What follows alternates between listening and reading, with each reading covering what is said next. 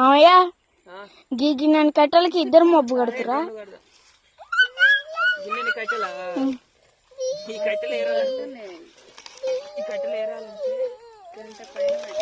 ఏమైందిరా?